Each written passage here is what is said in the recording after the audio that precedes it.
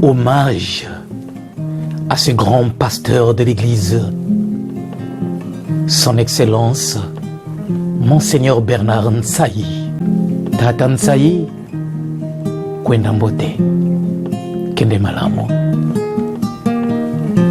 Et la cloche sonna pour que triomphe l'heure du retour au Père, ce Père que tu as tant aimé et servi.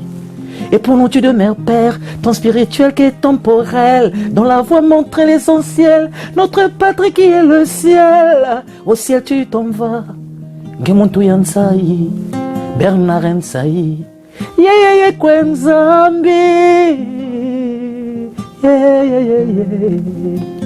Mais nous devons toujours nous rappeler Monseigneur Nsayi, que cette histoire est orientée vers les ports du ciel. Sauf pour toi, Monseigneur Nsayi, Tata Nsayi, Kwenda Mbote, Nasika Nzambi.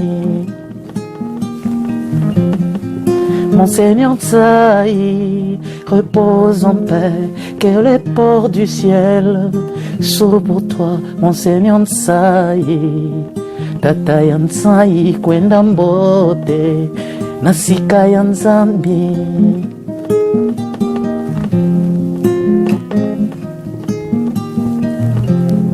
Ngozongeli ndako ya tata oyo osaleli na eklesia ya Kongo, nzela moko na basusu tobengi Kardinal Mibienda, Théophile Mbemba, Firmin Singa, Boyamba, Benoît Gassongo, Ernest Kombo, Batanto Batelemi, Emile Poitiers, Pe basusu bakenda, Boyamba, Nsayi abeto. Ozongeli ndako ya tata oyo osaleli mikolo nyonso, Nsayi. Mais aussi tous les chrétiens de partout dans le monde. Aujourd'hui, 13 mars, nous célébrons la messe des obsèques de notre regretté pasteur, Monseigneur Bernard Nsayi. Nous sommes devant l'église Saint-Lorenzo pour les Moura, où se passera la célébration eucharistique. Restons tous unis en prière et que le Seigneur reçoive dans son royaume l'âme de notre pasteur.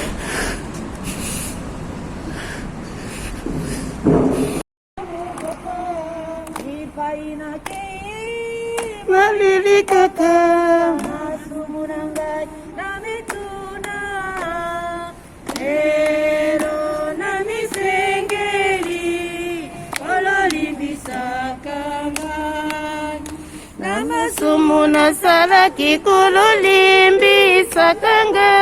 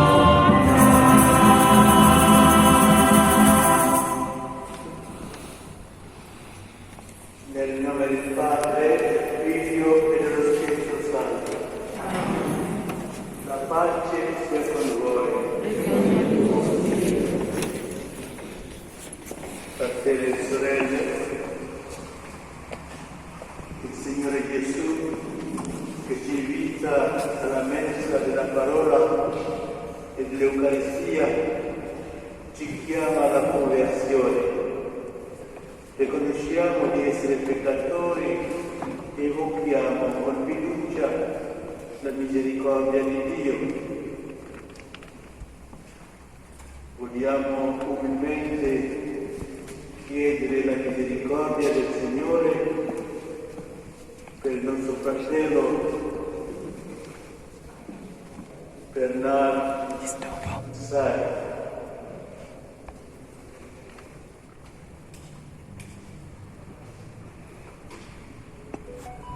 Confesso a Dio Onnipotente E a voi, fratelli suoi, che ho molto peccato, pensieri, parole, opere, per mia colpa, che supplico la pietà sempre Vergine Maria, e anche i santi che voi fratelli, gridate per me, Signore Dio. Dio Onnipotente abbia misericordia di noi, perdoni i nostri peccati e ci conduca alla vita eterna.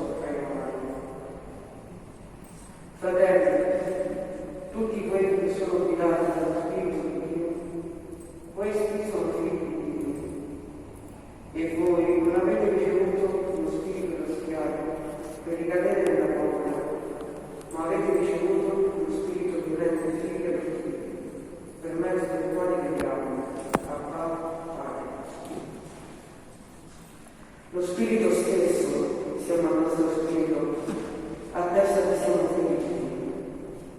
E se siamo figli, siamo anche eredi di Dio, eredi di Cristo.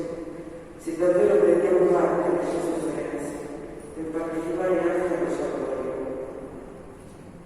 Ritengo infatti che le sofferenze del tempo presente non siano paragonabili alla gloria futura che sarà rivelata in noi. L'attenta aspettativa della reazione, infatti, è protesa verso la liberazione dei figli di Dio. La creazione, infatti, è stata sottoposta alla capacità, non per sua volontà, ma per volontà di Dio era sottoposta, nella speranza che anche la stessa creazione sarà liberata dalla schiavitù della corruzione, per entrare nella libertà della gloria dei figli di Dio.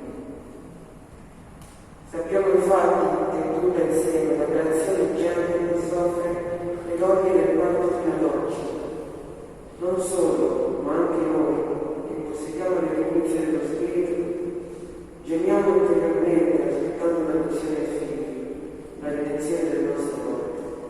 Parola di Dio. Questa sola io cerco, abitare nella casa del Signore tutti i giorni della mia vita per contemplare la bellezza del Signore e ammirare il suo santuario.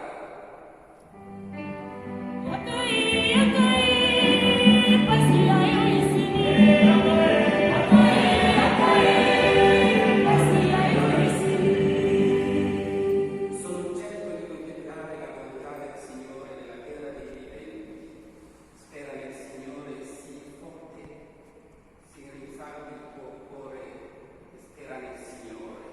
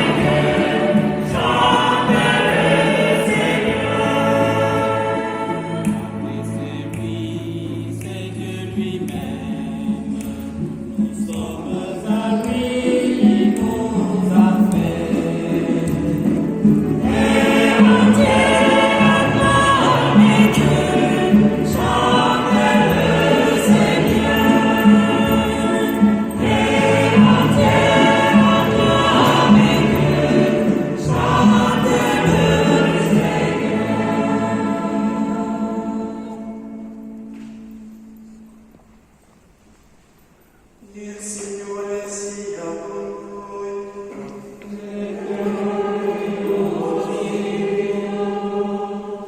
Dal Vangelo secondo Matteo.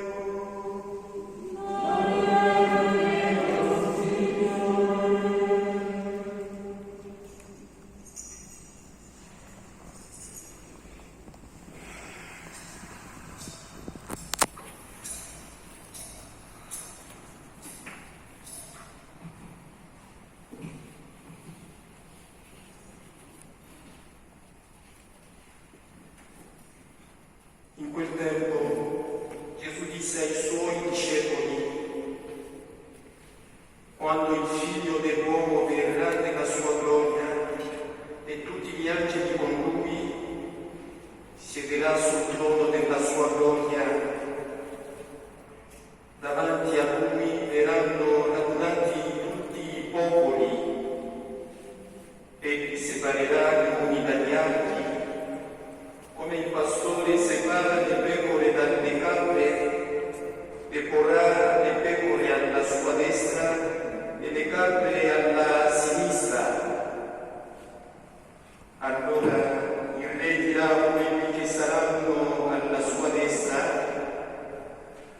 venite benedetti del Padre mio, ricevete in eredità il regno preparato per voi fin dalla creazione del mondo, perché ho avuto fame e mi avete dato da mangiare, ho avuto sete e mi avete dato da bere, ero straniero e mi avete accolto, nudo e mi avete vestito, malato e mi avete visitato, ero in carcere e siete venuti a trovarmi. Allora i giusti mi risponderanno: Signore, quando ti abbiamo visto affamato e ti abbiamo dato da mangiare, o assetato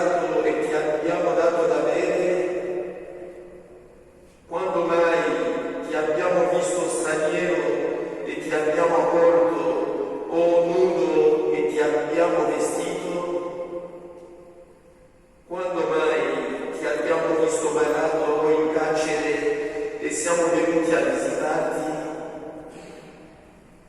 E il re risponderà loro: in verità io vi dico, tutto quello che avete fatto a uno solo di questi miei fratelli più piccoli, l'avete fatto a me. Poi dirà anche a quelli che saranno alla sinistra: via, lontano da me, maledetti, del fuoco eterno preparato per il diavolo e per i suoi angeli, perché ho avuto fame e non mi avete dato da mangiare, ho avuto sete e non mi avete dato da bere, ero forestiero e non mi avete accolto, nudo e non mi avete vestito, malato e in carcere e non mi avete visitato. Anch'essi allora risponderanno: Signore, quando ti abbiamo visto affamato o assetato, o straniero, o nudo, o malato, o in carcere, e non ti abbiamo servito? Allora egli risponderà loro: in verità io vi dico, tutto quello che non avete fatto a uno solo di questi più piccoli, non l'avete fatto a me. E se ne andranno questi al supplizio eterno, i giusti invece alla vita eterna.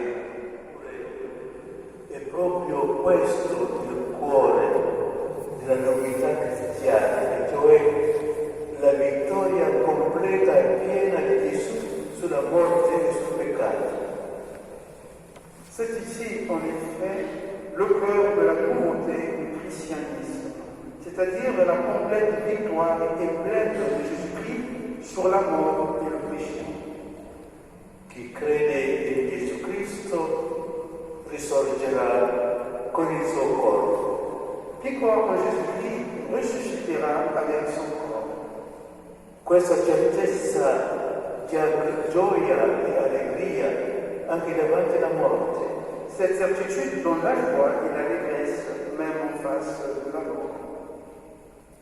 Certo, noi tutti, come in questo momento, sentiamo la crudeltà e la durezza della morte e ci pensiamo al nostro caro fratello Monsignor Bernard e a tutti coloro che sono più cari al nostro cuore. Non possiamo non sentire il dolore e la tristezza della separazione.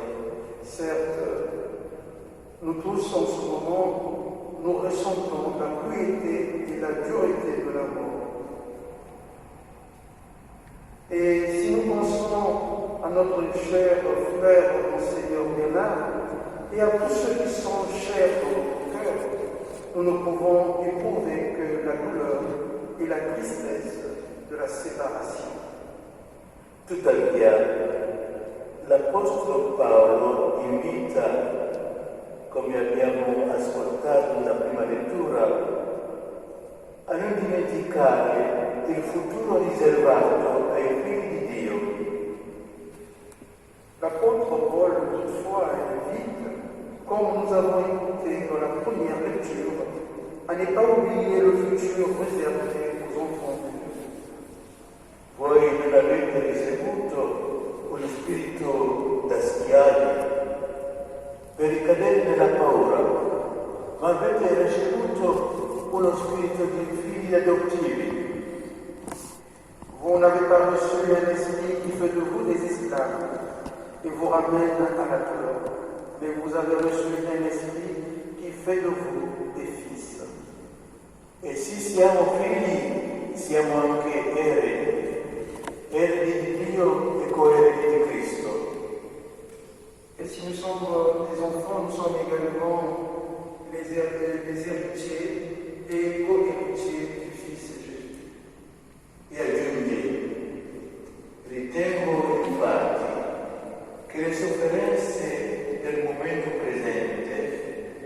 sono paragonabili alla gloria futura che sarà rivelata in noi.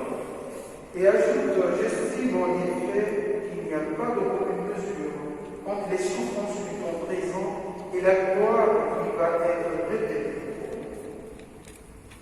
Dopo la resurrezione di Gesù Cristo, la morte che pur continua a coglierci non allontana più i credenti gli uni degli altri, non rompe più i vincoli di amore, di affetto, di amicizia legati sulla terra, non fa più uscire dalla famiglia di Dio.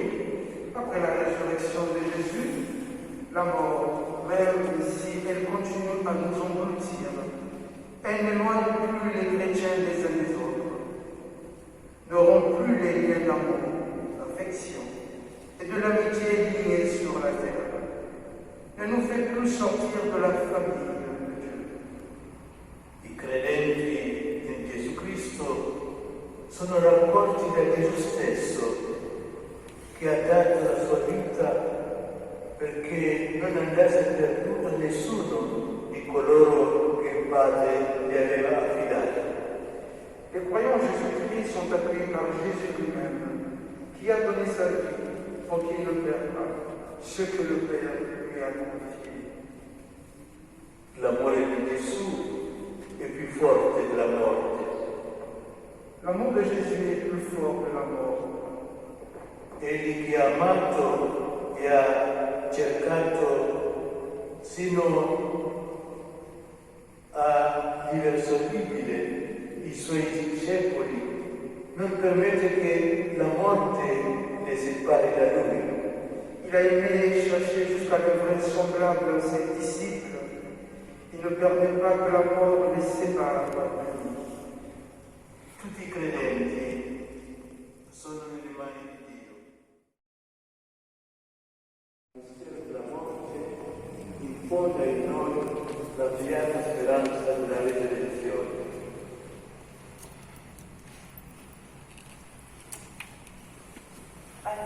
Rivolgiamo la nostra preghiera a Dio, Padre Onnipotente, che ha risuscitato la morte di Gesù Cristo, suo Figlio, e ricordiamo pace e salvezza dai vivi e dai perduti. Ascoltaci, Signore. Ascoltaci, Signore. Perché conservi il popolo cristiano nella fede e nella vita. Preghiamo. Ascoltaci, Signore.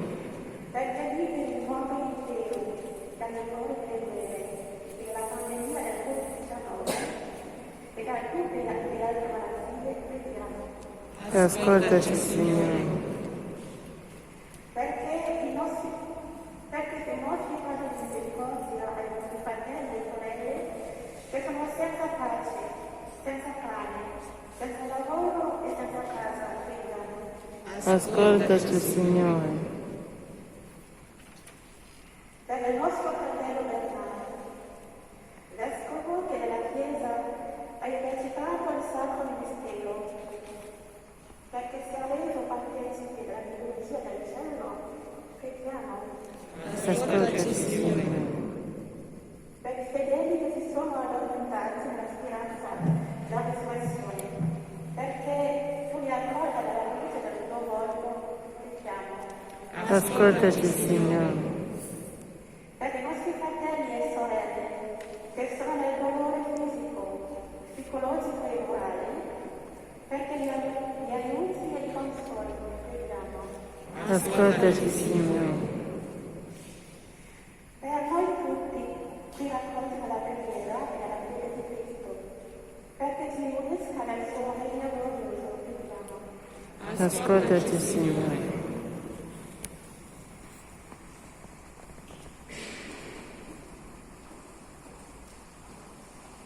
Preghiamo. In vita e in morte siamo tuoi, o Padre. Confermaci in questa fede e accogli il nostro fratello Bernardo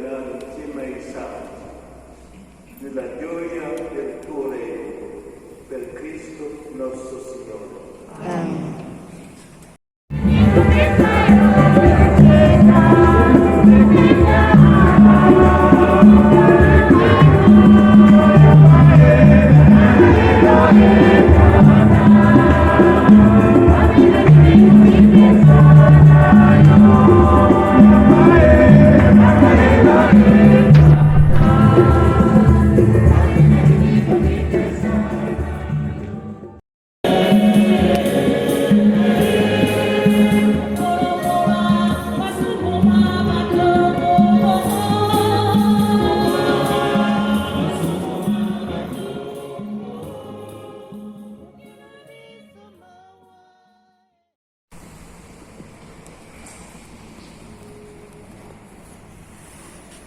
Éminence,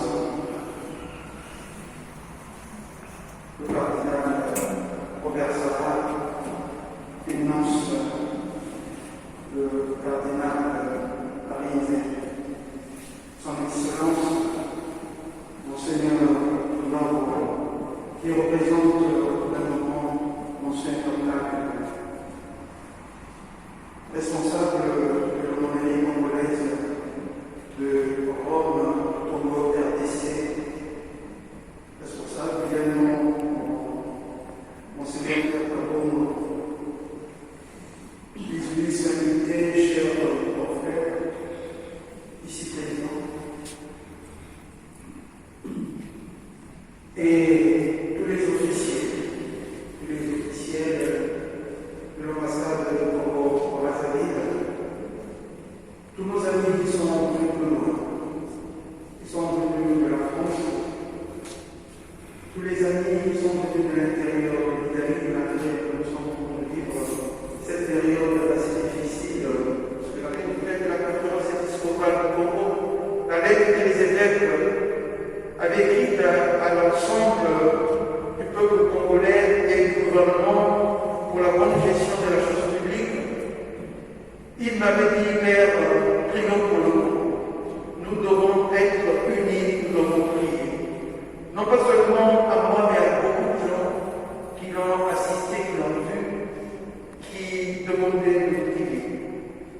Aussi, nous vivons toute cette période, éminence, chers amis, avec beaucoup de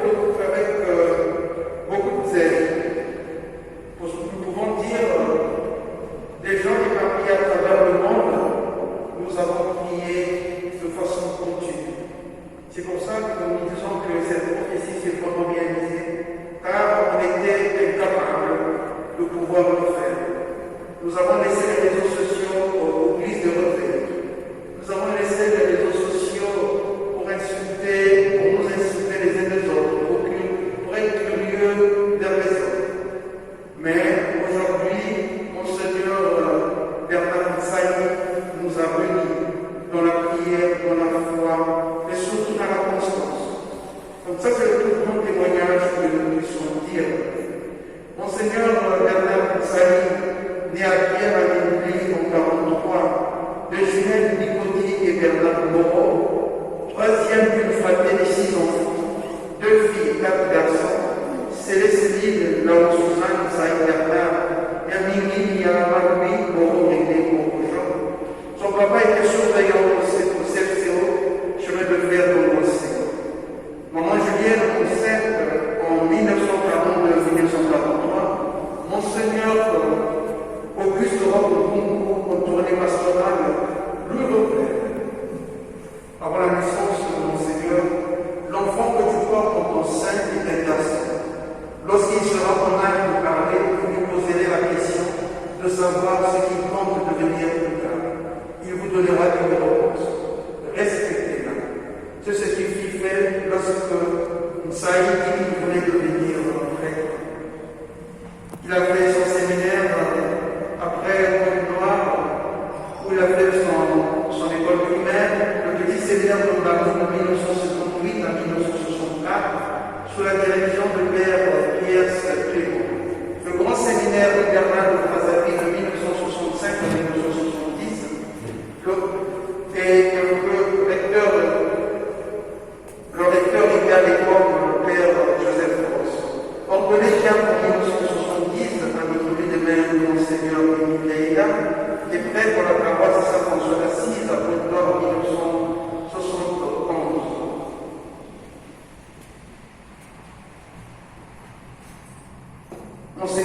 avoir occupé de bonnes fonctions comme évêque du diocèse de Cailly avant de se retrouver ici à Rome pour de graves questions de santé. Aidé par la communauté, la Propagande Fidei, qui se retrouvait ici ensemble avec la Propagande Fidei, le diocèse de Rome, il a porté devant soi sa croix et avec confiance, avec sérénité, comme l'a souligné son éminence, le cardinal Sarr. Il est resté au milieu de nous comme prêtre, comme évêque et comme homme très saint, ami de tous les bords.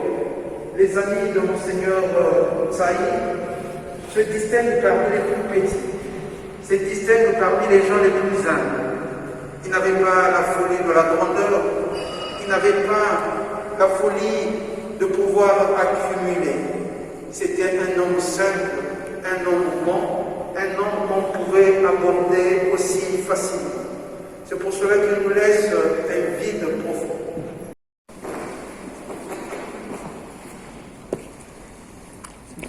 Dopo aver fatto la nostra comunità preghiera nel suffragio del nostro fratello vescovo Bernardo,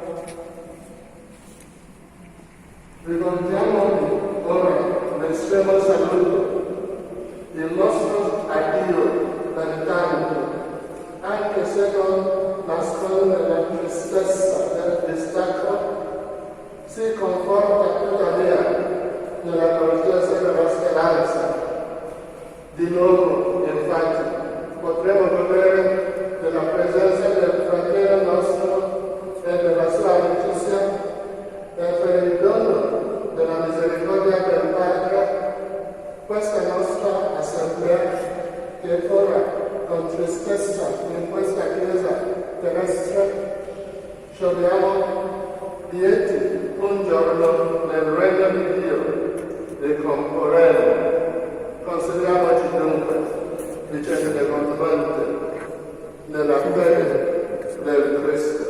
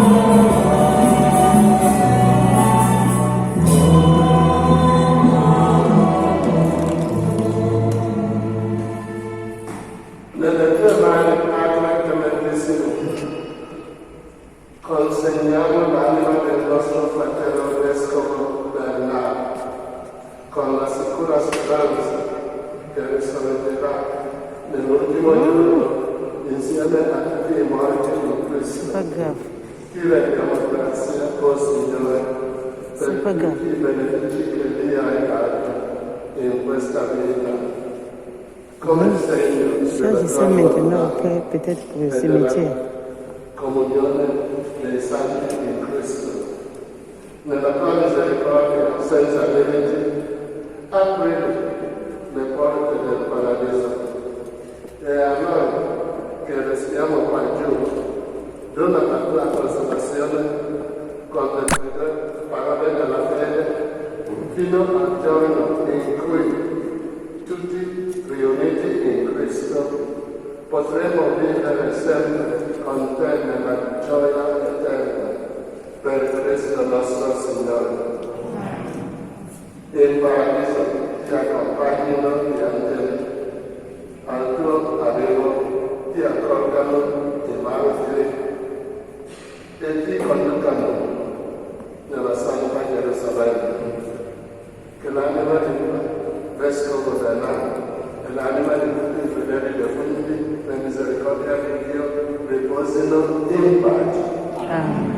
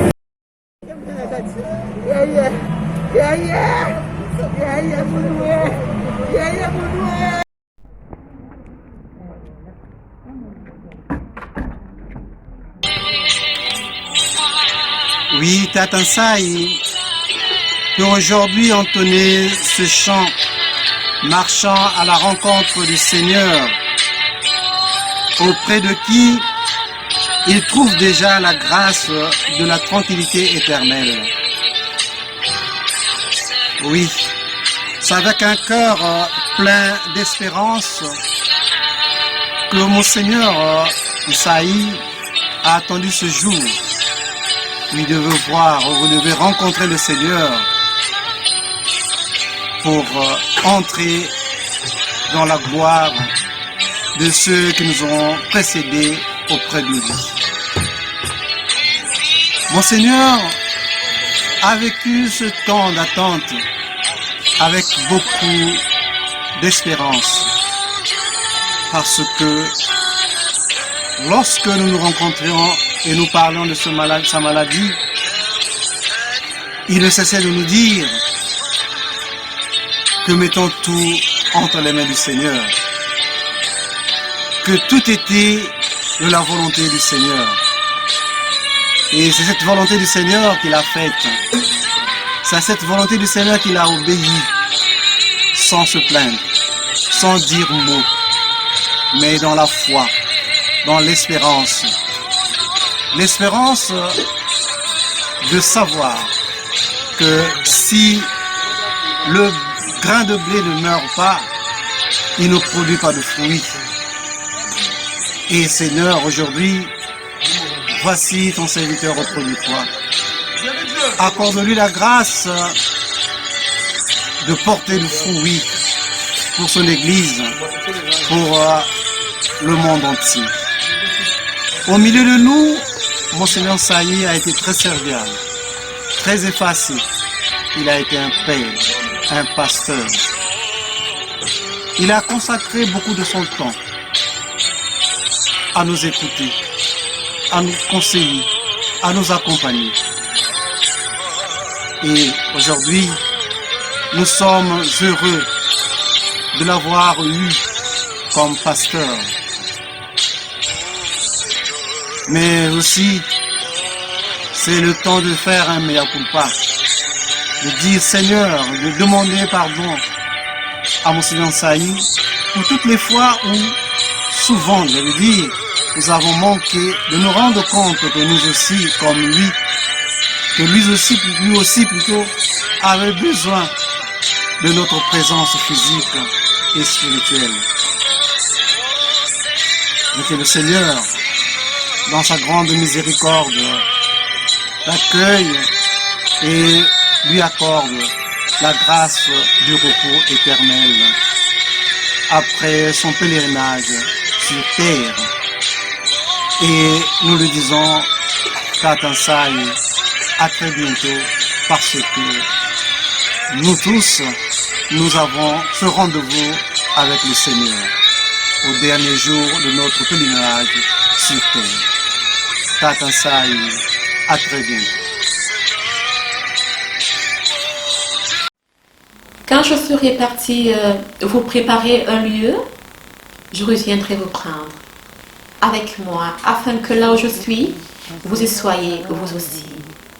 Ceci s'est accompli pour Monseigneur Bernard Sailly, évêque émérite de Caille. Il a été une personne pleine de vie, pleine de joie de vivre, rigoureux sur les principes moraux. Il était plein d'affection pour tous, plein de sollicitude pour chacun, tant bien pour ses propres brebis que pour les brebis des enclos voisines. Tout acte qu'il posait était par et pour l'amour du Christ. Il rappelait à chacun d'agir dans la paix du cœur. Lorsque j'arrive à Rome pour la première fois, au fait, je n'y connais personne, je n'ai presque jamais été à Rome. Mais le cas où la combinaison des faits a voulu que j'élu mon domicile dans un territoire qui faisait chef à la paroisse de la Transfiguration. Notons que la paroisse de la Transfiguration est la paroisse de référence de Monseigneur Bernard Sailly. Par conséquent, 24 heures après mon arrivée à Rome, je décide de me rendre à la messe, considérant que c'était la fête de la transfiguration du Christ sur le mont Tabor. Et ici, à l'entrée de la messe, un évêque s'approchera de moi. Tout de suite, naquit entre nous une relation filiale. Et donc, il me présente ses amis qui, très tôt, avec beaucoup de chaleur humaine, deviennent pour moi un référentiel social avec qui j'évolue aujourd'hui. Un référentiel social avec lequel je pense mon quotidien. Un référentiel social qui me rappelle à chaque instant la présence vivante, l'œuvre de Monseigneur Bernard Sailly. Lorsque nous quittons la terre, en laissant les œuvres que nous avons accomplies, lorsque nous mourrons, c'est le Christ lui-même qui vient nous accueillir.